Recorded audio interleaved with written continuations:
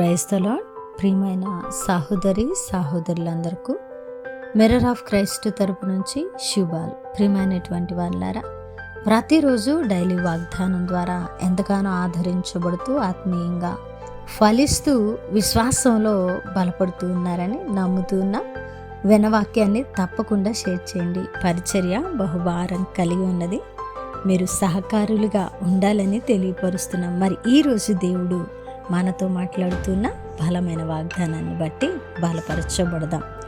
మొదటి సమూయేలు గ్రంథము 12వ అధ్యాయము 24వ వచనము.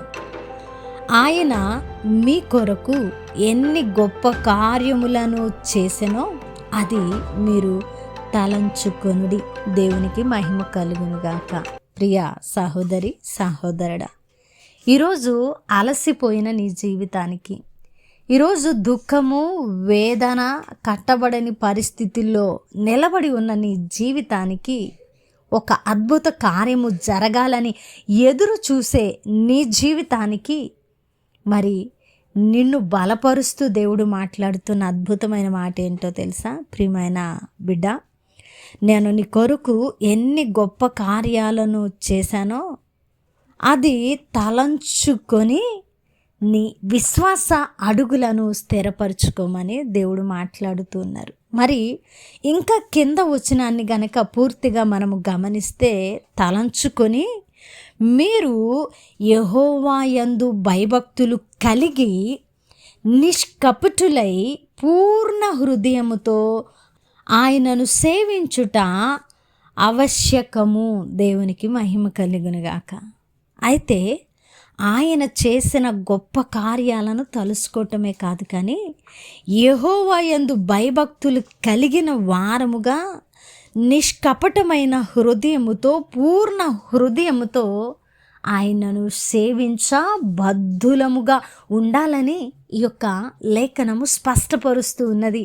కాబట్టి ఈరోజు నువ్వు ఏ వ్యతిరేకతలో ఉన్నావో నాకు తెలియదు, కానీ ప్రియా దేవుని బిడ్డ, నీ జీవితంలో ఒక గొప్ప కార్యము జరగాలని బలంగా దేవుని సన్నిధిలో ప్రార్థించే వ్యక్తివి నీవేమో.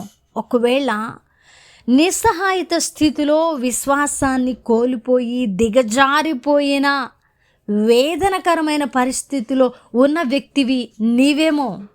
ఏది ఏమైనా కూడా ఈరోజు నీ జీవితంలో గొప్ప కార్యము జరగడానికి ఇంతకు ముందు నీ కోసం దేవుడు ఎన్ని గొప్ప కార్యాలు చేశాడో వాటన్నిటిని తలంచుకొని భయభక్తులు కలిగి పూర్ణ హృదయముతో ఆయన యందు నమ్మిక ఉంచి ఆయనలో అడుగు వేయడానికి నువ్వు మరలా బలమైన తీర్మానం తీసుకోవాలని దేవుడు మాట్లాడుతూ ఉన్నారండి. ఎందుకంటే మన జీవితంలో గొప్ప కార్యాలు జరగటం ఆలస్యమైతే, మన పరిస్థితులు వ్యతిరేకంగా కనిపిస్తూ ఉంటే మనము అవిశ్వాసంలోకి జారిపోతాం, దేవుని మీద నిందలు వేస్తాం, ఎందుకు ఈ భక్తి అని అనుకుంటూ ఉంటాం. అందుకే మన హృదయాన్ని, మన పరిస్థితిని, మన యొక్క తలంపులను ఎరిగిన దేవుడు ఏమంటూ ఉన్నారంటే, ఇంతకుముందు ఇలాంటి పరిస్థితులు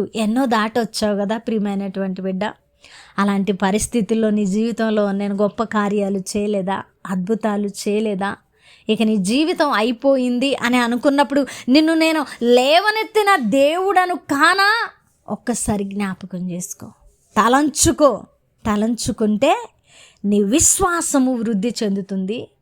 తలంచుకుంటే ఆయన గొప్ప కార్యాలు తలపోసుకుంటే బలము కూడగట్టుకుంటావు, చింతలోంచి లేవనెత్తబడతావు, నిరీక్షణ ద్వారాలు తెరవబడతాయి.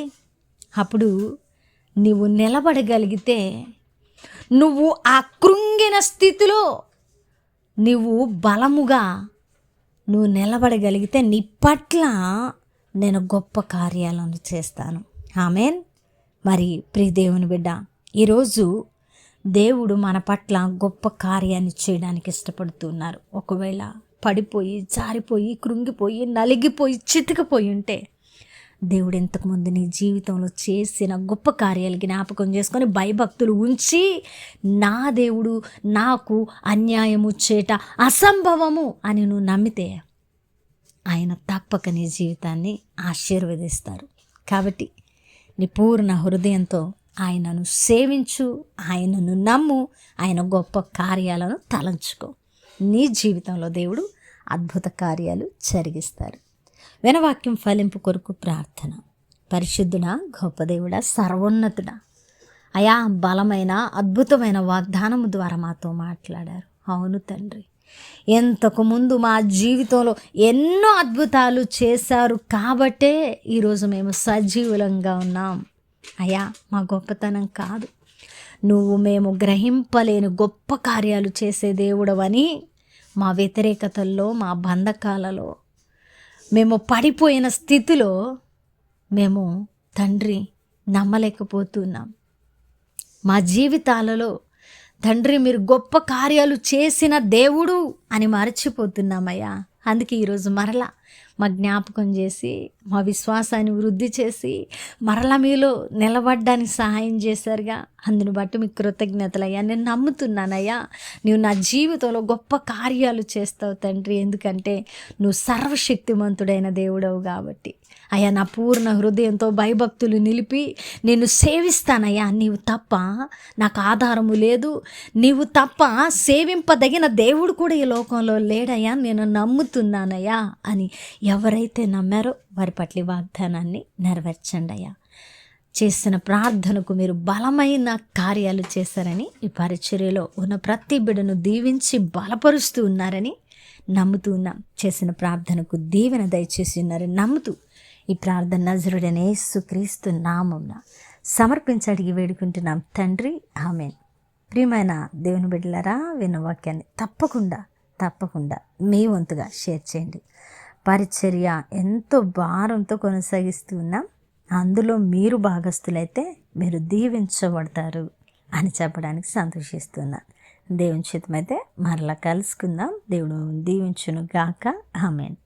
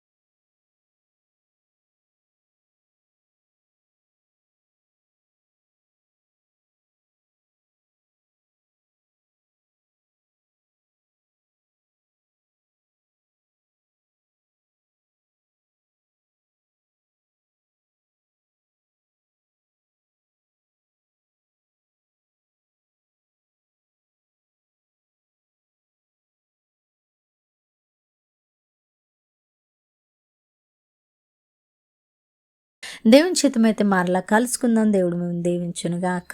ఆమేన్.